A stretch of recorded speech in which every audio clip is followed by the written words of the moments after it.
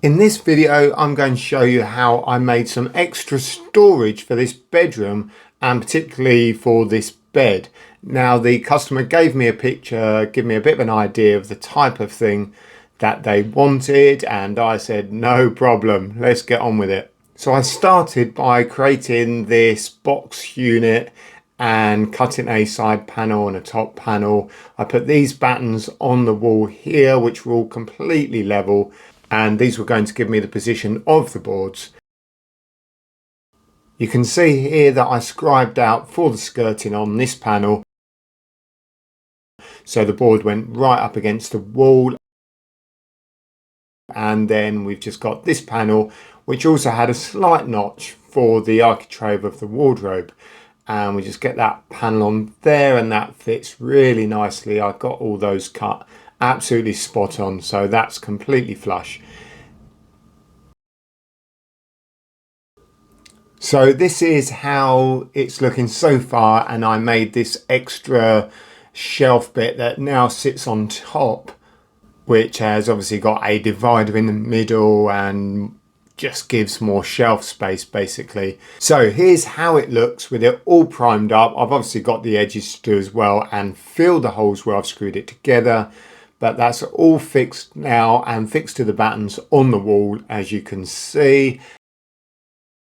And underneath I screwed that additional shelving unit from the underneath, so that is going nowhere.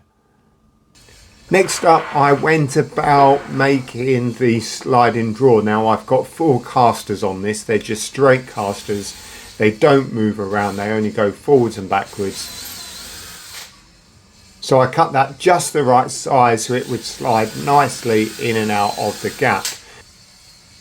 What I'm doing now is just screwing a back and a front to it. So once I've done that, I can build the rest of the sliding shelf.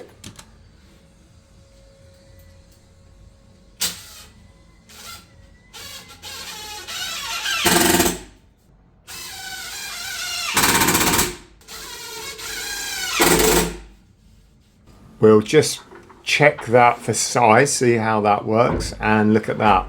Lovely. So that's just going to pull straight in and out. It's going to have a back on it, it's going to have a front on it, or 2 sides should I say, and there it is. So I put the front panel on, and it's also got a back panel on there. Put another shelf in there, so that works really well. Next up, I decided to just drill a big hole for a finger pull, as you can see here.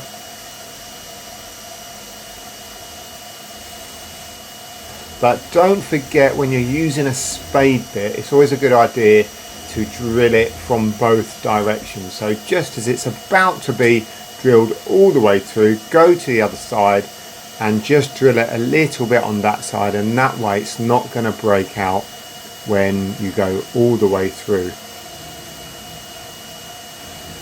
The video link on the screen now is great if you are new to using spade bits, so go check that out. It's really good, helpful video.